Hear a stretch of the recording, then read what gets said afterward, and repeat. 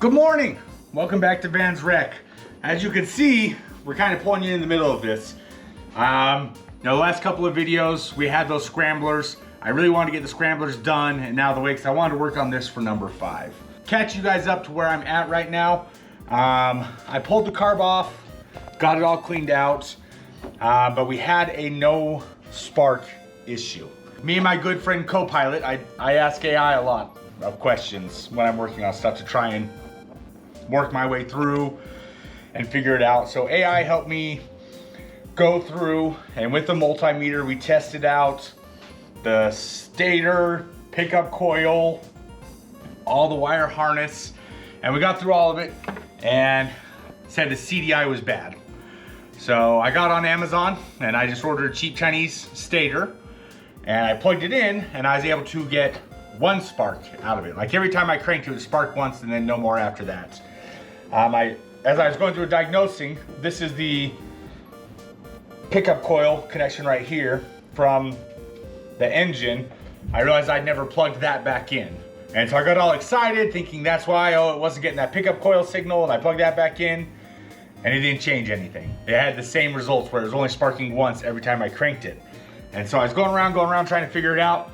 And then I looked at the CDI that I bought off Amazon. It was for an 03 through 06 Scrambler 90. And this is a 2001 Scrambler 90. So the plan for today, we're going to put another Chinese CDI in there, but it should be the one that's programmed correctly for this machine. So with any luck, here in about 5 minutes, we'll have spark consistently going back to this. So this is all the stuff that came in the little Amazon thing.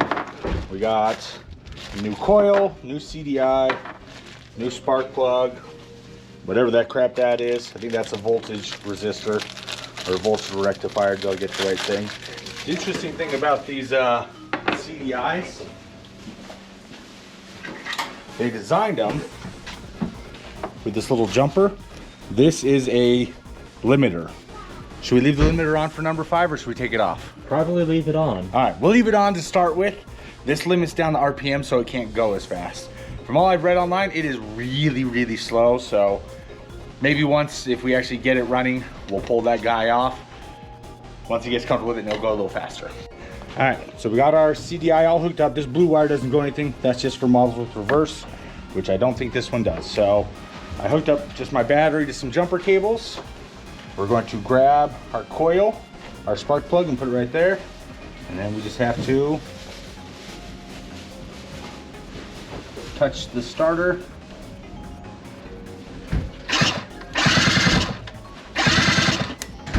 Crap. Did you get that spark in there? Spark there. So if you look at the spark plug, Yeah. it's still only sparking once. So we got some other problem now that we have to figure out. Have I mentioned how much I loathe and despise electrical problems? All right, we're gonna try again. So we put a new coil, wire plug, replaced whatever this magic box is, and replace the voltage regulator. So we're gonna try it again and see if we get more than 1 spark.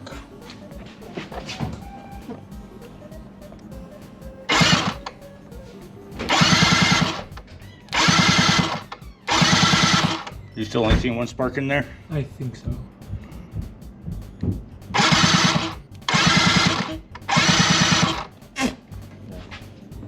Still only getting 1 spark. So the only thought I have left at this point is the pickup coil.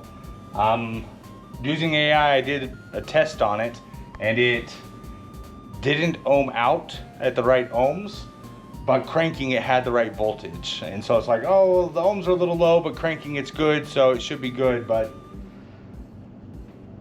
it's obviously still only sparking once. The other option is that the aftermarket CDI isn't great, and that could be doing it too, but I don't know. So this is the 3rd Scrambler in a row we've had issues with. A 400, a 500, and a 90. I think I might not buy any more Scramblers. I'm not having good luck with them. All right, so the last test that we did, this is the power coming from the stator, this black wire. it said to check it against ground. And we check it against ground, you can see that we're getting a reading there, which means our stator is grounding out. It shouldn't have any connection from the positive to the stator to that ground on the machine. So AI's next recommendation is that we pull the cover and pull the stator off of this thing. So that might be a project for later today. It's about slip and slide time. So y'all probably see a video on the slip and slide if I had to guess. Maybe you've already seen a video. I bet you have already seen a slip and slide video because this Scrambler is turning into a 3 or 4 week project and not a 1 day project. Today is the day. This has been on the table for like 2 weeks. And I've got like 6 more projects that I bought that I need to get started on. So today's the day that we're gonna get this. So current state of where things are at. The fuse right here was blowing. And so I bypassed that fuse. I just kind of hooked them together. We'll put a fuse back in there, I promise. But just for today, so what that gives us now is that on the handlebars, our start button's working. So we don't have to jump directly to the starter. But if we come in here and we look at our spark, we're still only getting 1 spark. So replace the coil, replace the CDI, replace all the electronics. The fact that we are still only getting 1 spark, all that I have left to replace is the stator. So our plan for today is over on this side. We're gonna pull this all off and replace the stator inside of there. So we got the wheel well off, we pulled the cover off. We gotta pull this fan off, and then behind that is the flywheel. Once we get the flywheel off, I think inside of the flywheel is the stator we need to get to. So we're just gonna keep pulling stuff off till it comes off. So we got the flywheel off.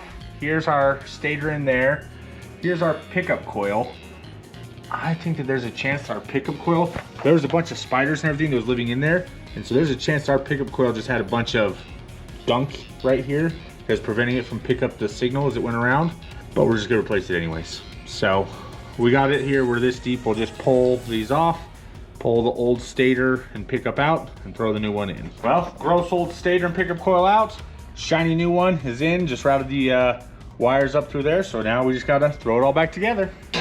We don't have it all the way back together, but we have the new stator and pickup coil, and we have the flywheel on there. So in theory, that should be enough. All right, moment of truth.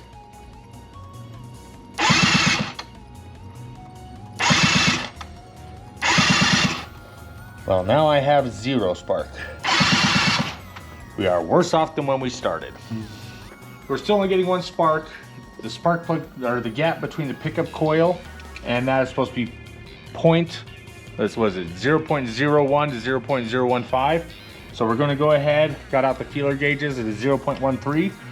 We'll get that in between our pickup coil and where it needs to read on there.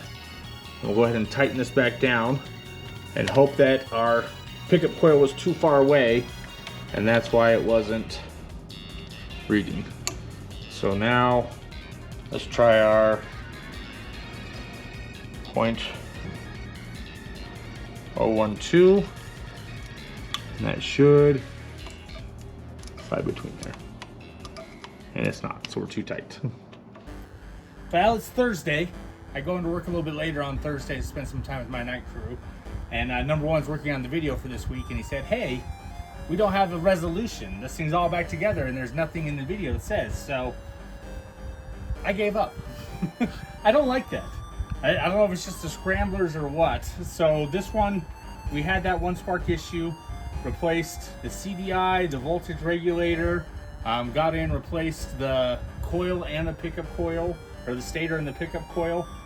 As near as I can read online, as near as AI is telling me, is my pickup coil is putting out not enough voltage. I don't know if I believe AI. I measured the voltage on the old pickup coil and it's exactly the same, the resistance on it. And so, I don't know. There's something electrical that's going on that's causing it to have problems. And either the stator and the pickup coil I got aren't right, they're not the right voltage for this machine, My aftermarket CDI might not be programmed right for this machine, or I have a wiring harness issue. I did pull the wiring harness apart a little bit looking for something, and I didn't see any like red smoking guns, and I don't want to just keep throwing parts at it. I mean, that's I can diagnose a little bit. I read on the internet a bunch. I talk with AI. How do we feel about AI, number one? He's not a fan of that, but I kind of go through all those troubleshooting things. But electrical is one of the things I am the weakest at electrical, and so it sucks. Don't let me buy Scramblers anymore. I've tried. I don't have good luck with Scramblers. This one, spark issue. This is 50. This one's running. It doesn't feel like it has all the power, but it runs. It drives. I've had kids drive around in the circle. We had the one with the big bore kit that I couldn't get the jetting right. That other 500, I did get that one running right, but it had a bad transmission. Like it went forward just fine, but reverse, it would kind of pop in and out of reverse and grind and all that kind of stuff. So I say it's a Polaris issue, but let's be honest, it's a I buy garbage issue. I knew I shouldn't have bought this one when I bought it. When you buy garbage, you have garbage issues and garbage problems that you have to deal with. So I'm not going to badmouth Polaris or talk bad about it. It really, there's just struggles that come with machines that you buy. They're garbage machines. So not the Scrambler's fault, not the four-wheeler's fault, not Polaris' fault. Some of it's just my own ability to diagnose, but I don't want to just keep beating my head against the wall. I'm already doing that with the KTM. I don't need to add more to it. So there you go. Transition over.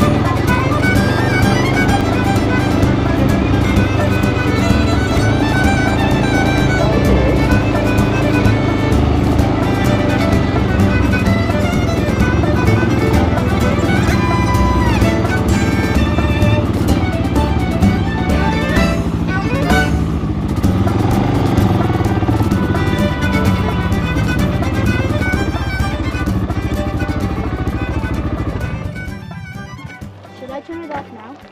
No, we'll just leave it on. Okay. Oh,